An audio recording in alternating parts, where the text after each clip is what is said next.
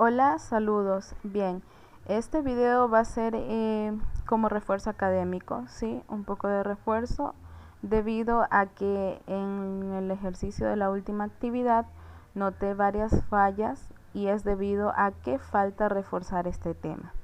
Así que por hoy vamos a ver una parte de este refuerzo académico y la siguiente semana les voy a ayudar con la otra parte de refuerzo académico, ¿sí? Al final vamos a hablar un poco sobre las actividades que vamos a realizar con respecto a esto. Bien, vamos a iniciar rápidamente. Vamos a hablar en esta ocasión con respecto a compuestos iónicos. Compuestos iónicos no es más, como su nombre mismo lo dice, la unión de dos iones, unión por enlace covalente. Entonces sabemos que los iones tenemos anión y catión. Entonces es allí donde ustedes van a tomar nota las características principales y cómo los podemos diferenciar uno de otro. Entonces catión no es más que un electrón o un ion con carga positiva, siempre va a ser metal, ¿verdad? Y va a ser el que dona electrones. Anión es lo contrario, carga negativa, no metal, y va a ser el que recibe electrones. ¿Ya? Vamos a explicar un poco de por qué donan y por qué reciben electrones. Para eso vamos a utilizar un ejemplo básico, ¿verdad? Tenemos el sodio, Na, ¿verdad? Disculpen la letra, igual, Cl, NaCl. ¿Ya? Ustedes ya se saben la tabla de metales y no metales. Por ahí vamos bien porque ustedes ya saben diferenciar un metal y un no metal. También ustedes ya se saben las valencias, ya se saben la nomenclatura, ¿verdad? Porque eso yo ya les mandé a estudiar. Entonces, en este sentido no van a tener problema. ¿Qué podemos hablar con respecto al cloro? También me faltaba decir que ustedes ya saben eso de ganar o perder electrones según la teoría de Lewis, ¿verdad? Ustedes ya lo vieron. Entonces, ¿qué podemos saber con respecto a cloro? El cloro tiene valencia 7, ¿verdad? Por ende, le falta un ciclo o un nivel para completar los 8 niveles. Entonces, como le falta, él necesita anunciar si tiene o no, ¿verdad? A través de este medio, los elementos anuncian, veámoslo de esa forma, si le falta o tienen de sobra. Entonces, en este caso le falta, por eso va menos 1, ¿verdad? Porque le falta un nivel. Ahora, ¿qué sabemos con respecto a sodio? Sodio es el que tiene, ¿verdad? Él ya presenta un nivel de más, él ya presenta un ion de más, el cual puede ser donado. Entonces, por eso él presenta más 1, ¿verdad? Repito, el calcio tiene carga positiva porque posee un electrón en su último nivel, que es el que puede donar. Entonces, de esta forma sabemos que él está donando, ¿verdad? Y que él está recibiendo. Entonces, así ya también podemos diferenciar entre un anión, un catión y cuál es metal, cuál es no metal. Ahora, como todo, antes de continuar con esto, bien, como todo, presenta una nomenclatura y una formulación, como todo en química, una nomenclatura y una formulación. Es allí donde hay un poco de confusión, ¿verdad? Entonces, para realizar la nomenclatura, siempre va a tener una terminación con uro, ¿verdad? Otra regla importante para la nomenclatura, siempre va a iniciar por el anión, finalizando con el catión. Estamos hablando de la nomenclatura. ¿Por qué? Porque la formulación, como logramos observar, es lo contrario. Se forman con un catión más un anión. Entonces, lo primero que vamos a hacer es formular.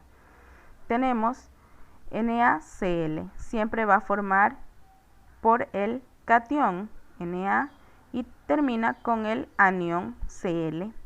Pero para realizar la nomenclatura es en sentido contrario. Entonces inicia con el anión, como tenemos aquí, cloro, y finaliza con el catión, sodio. Entonces, como hablábamos de que tenían la terminación uro, colocamos el inicio del nombre del elemento. Clor con la terminación ruro, cloruro de sodio, ¿ya? Ese es el nombre del ejemplo que estamos tratando hoy.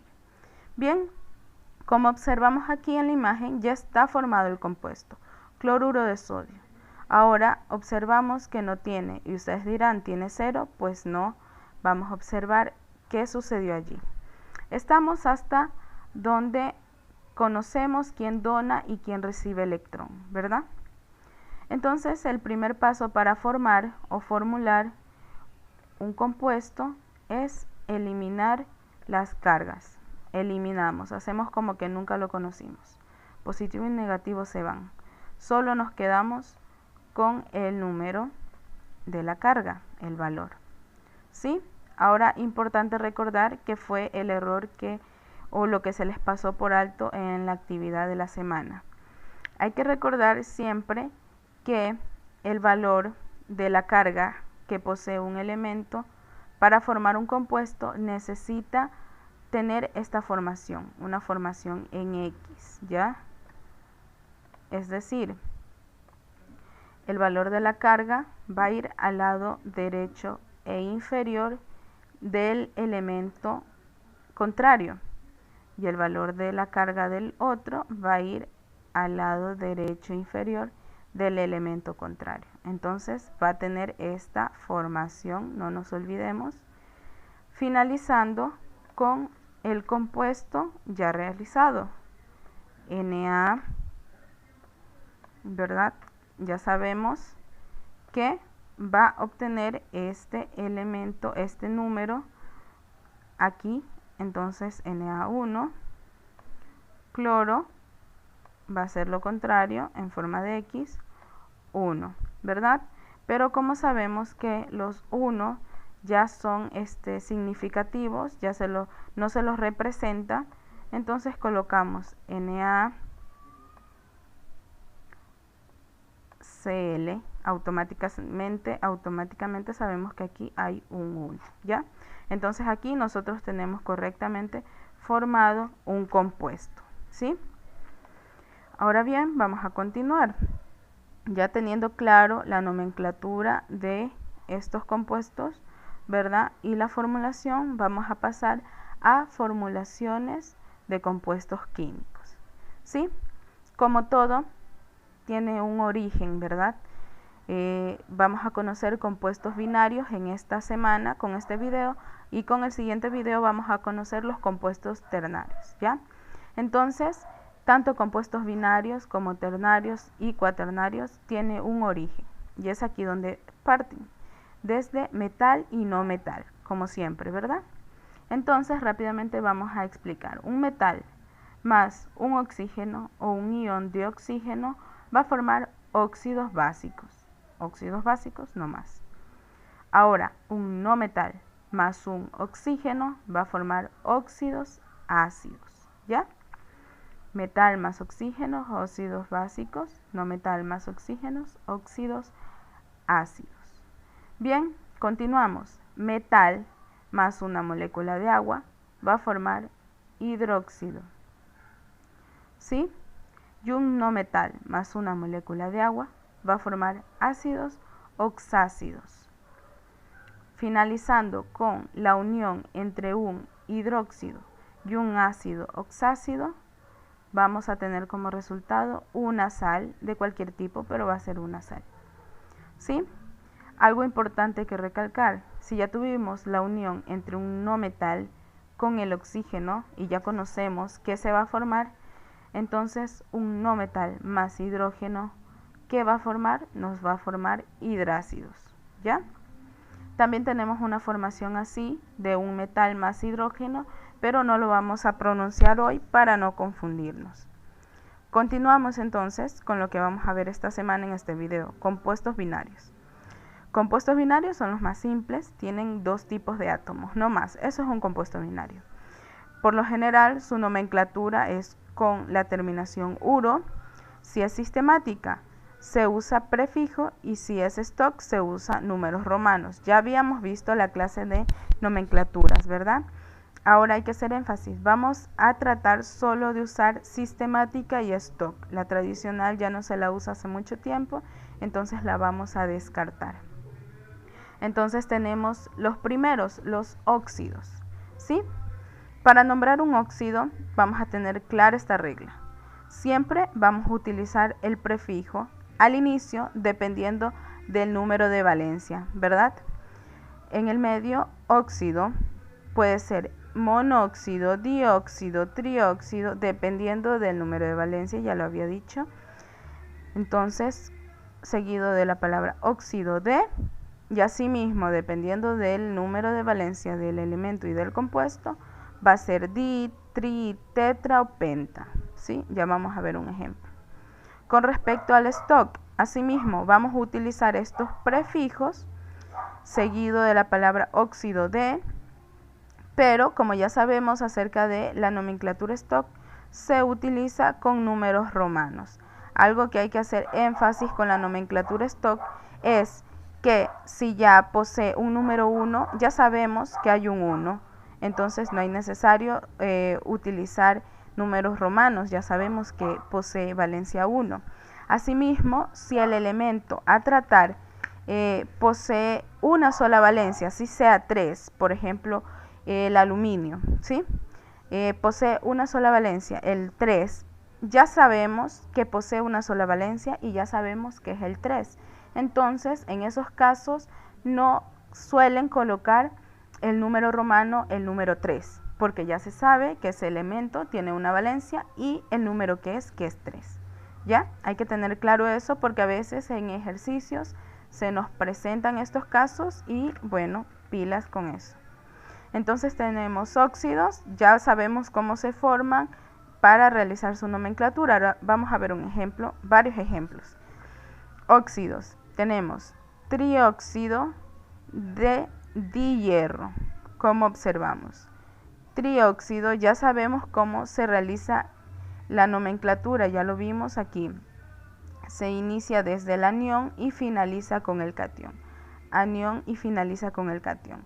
En el caso de oxígenos, siempre iniciamos con el oxígeno, ¿verdad? Y finaliza con el elemento, ya sea anión o catión, porque sabemos que los óxidos funcionan tanto con metales y no metales. Si son, según sea metales o no metales, serán óxidos ácidos o óxidos básicos, ¿verdad?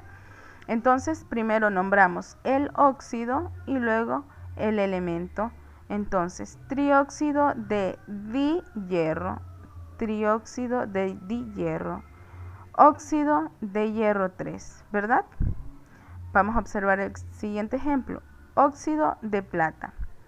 No coloca ni mono ni tri porque ya se sabe automáticamente que hay uno, entonces directamente va a óxido de plata. Ahora, ¿por qué aquí no hay un stock? Porque en el stock sería relativamente lo mismo. Óxido de plata. Ahora, ¿por qué plata no le coloca números romanos? Yo ya había hablado hace unos minutos o unos segundos acerca de eso. Porque ya sabemos que plata posee una sola valencia. Entonces, sería redundar en lo mismo. Entonces, ellos automáticamente no lo colocan. Óxido de plata, simple. Tenemos dióxido de carbono, ya lo conocemos bastante. Óxido de carbono 4. ¿Sí? Aquí tenemos varios ejemplos para practicar la nomenclatura ya antes dicha. Ahora vamos a conocer acerca de los peróxidos. Peróxidos, como podemos observar, para formar un peróxido es un O2. Entonces me parecería mucho a un óxido. Pero esto tiene varias reglas, se le puede llamar así, para diferenciar entre un peróxido y un óxido. Y las tengo aquí señaladas y siempre hay que recordarlas, ¿sí? Para no tener una confusión. Entonces, ¿cómo vamos a diferenciar un peróxido? Cuando no hay simplificación de O2. Para eso vamos a ver un ejemplo aquí. Aquí tenemos peróxidos. Nosotros observamos un compuesto. Indiferentemente de la nomenclatura, solo vamos a fijarnos en este compuesto. Yo observo un 2 y un 2 y fácilmente yo lo simplifico, ¿verdad? pero ¿qué? El compuesto ya me está ofreciendo esto, H2O2. Entonces yo automáticamente me voy a la primera regla, cuando no hay simplificación de O2. Entonces yo ya sé que es un peróxido. Acá abajo tenemos el mismo ejemplo. El compuesto nos está ofreciendo 2 y 2. Entonces no hay un proceso de simplificación. Yo automáticamente reconozco que es un peróxido. ¿Sí? Aquí también observamos, y esto lo podemos saber teniendo bien definido las valencias, por eso es importante estudiar el cuadro de valencias. Ahora vamos con el número 2, cuando lo encontramos dentro de un paréntesis. En este caso no tenemos ningún ejemplo, pero aquí les coloqué uno. Se nos puede presentar algún ejemplo donde tenemos un O2 entre paréntesis y afuera tenemos otro subíndice. Entonces automáticamente sabemos que lo que hay dentro del paréntesis es un peróxido. Ahora la siguiente, conocer las valencias del compuesto. Lo clave, ya les había dicho, cada quien tiene que conocer la valencia de cada compuesto. Entonces por ende vamos a saber si hubo allí un proceso de simplificación o si no, ¿verdad? Entonces eso es importante que estudien el cuadro de metales y no metales, ¿sí? Para la nomenclatura es lo mismo, utilizamos los prefijos. En lugar de óxido utilizamos peróxido de y los prefijos. La misma historia que los óxidos, pero cambiándole con la palabra peróxido. Y la stock asimismo, peróxido de bla bla bla con los números romanos. Vamos a observar aquí. Tenemos H2O2, dióxido de dihidrógeno, esa es la nomenclatura sistemática, ¿verdad? Dióxido de dihidrógeno. Ahora la stock, peróxido, ya vimos, de hidrógeno. Como ya sabemos que el hidrógeno posee valencia 2, ¿verdad? No vamos a redundar, ellos no redundan, entonces lo ponen automáticamente allí. Vamos con el siguiente, dióxido de dimercurio. Dióxido de dimercurio. Aquí presentamos el stock, peróxido de mercurio 1, ¿sí? Entonces fijándonos en que en el número de valencia, ¿sí? De valencia de cada elemento. Y así obtenemos el siguiente, dióxido de mercurio, peróxido de mercurio 2, peróxido de mercurio 2. Entonces aquí tenemos varios ejemplos con respecto a la nomenclatura stock y la sistemática. Vamos a continuar, ya nos falta poco, tenemos hidruros. Hidruros, tenemos 3 tipos de hidruros, ustedes también tienen estos ejemplos en el libro. Tenemos hidruros metálicos, hidruros no metálicos y haluros de hidrógeno. Vamos a ver cada uno. Entonces, para la nomenclatura de hidruros metálicos necesitamos el prefijo, los prefijos que ya vimos con anterioridad, la palabra hidruro de y el prefijo, o sea, la misma historia, solo le cambiamos aquí la palabra hidruro de, ¿verdad? Ahora para el stock tenemos hidruro de el metal y el número romano de la valencia según la valencia que obtenga. Como aquí mismo dice hidruros metálicos, se trata solo de metales, ¿verdad? Entonces esto está fácil porque prácticamente se está repitiendo la forma de la nomenclatura. Ahora vamos a los hidruros no metálicos. Para los hidruros no metálicos son elementos 13, 14 y 15 más un hidrógeno. Nosotros ya observamos cuál era la formación de un hidruro, ¿verdad? Bien, entonces es 13, 14, 15 más un hidrógeno. Entonces vamos aquí a conocer porque son claves. Aquí tenemos hidruros no metálicos. Solo es cuestión de aprenderse porque en sí hay una formación muy profunda, pero estos son ya estándares establecidos. Son de esos grupos específicos, entonces solo es cuestión de memorizar o aprenderse, ¿verdad? La fórmula y los nombres. Los nombres vemos que son muy diferentes a los hidruros metálicos, ¿verdad? Ahora vamos a continuar con el siguiente, haluros de hidrógeno. Entonces tenemos que son elementos de la familia 16-17 más un hidrógeno, ¿verdad? Son la continuación de los metálicos, 16-17 más hidrógeno. Se coloca el hidrógeno al inicio, termina en uro. Cuando termina en acuosa, quiere decir, se nombra ácido. La raíz hídrico, y en el grupo 17, valencia 1, aquí tenemos un ejemplo. Fluoruro de, ¿ya? Fluoruro de, ¿sí? Vamos a observar un ejemplo de ello. Bien, como les dije, aquí les estoy colocando un ejemplo acerca de ello, ¿no? Entonces es fácil. Colocamos la raíz o el inicio del elemento que vamos a estudiar. Entonces en este caso es el flúor, ¿no? Sería flu o con la terminación uro, fluoruro de hidrógeno, ¿verdad?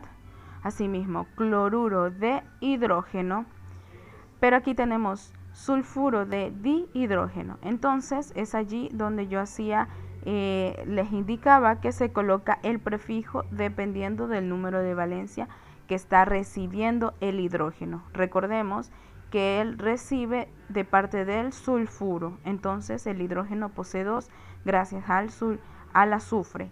Entonces tenemos sulfuro de dihidrógeno, seleniuro de dihidrógeno. Entonces solo este prefijo que va antes de la palabra hidrógeno, dependiendo de la valencia, es lo único que lo diferencia con la nomenclatura stock, ya que en la nomenclatura stock no va ni números romanos, ¿verdad? Porque ya conocemos automáticamente cuál es la valencia del hidrógeno, ¿verdad?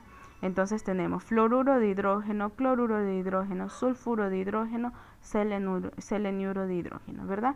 Estos son ejemplos acerca de lo que estamos viendo ahora, acerca de haluros de hidrógeno. Yo sé que tal vez las características claves no me lo entiendan, pero con el ejemplo vamos a tener un poquito más de entendimiento, ¿ya? Entonces no nos vamos a perder. Con respecto a hidruros, tenemos 3 tipos. Los hidruros metálicos, solo se trata con metales, ¿verdad? Y para la nomenclatura va a ser exactamente igual como lo hemos hecho con óxidos y peróxidos, cambiándole la terminación hidruro de y asimismo hidruro de para el stock. Ahora para los no metálicos se trata solo de no metales, es la unión de no metales más hidrógenos, no metales de la familia 13, 14 y 15. Y son nombres específicos y formaciones específicas, ¿verdad? No tenemos que ni buscar el número de valencia ni nada, los nombres son específicos, solo es cuestión de aprendérselos, los tenemos aquí, ¿ya? Y con respecto a los haluros de hidrógenos, sabemos que son de los elementos 16, 17 más hidrógeno, ¿verdad? Y entonces prácticamente, si no entendemos eso, prácticamente tenemos aquí ejemplos. Se coloca la raíz fluoruro con la terminación uro de, ya sea dihidrógeno, trihidrógeno, dependiendo del elemento, ¿ya? El stock asimismo. ¿Y qué diferencia entre la sistemática y el stock?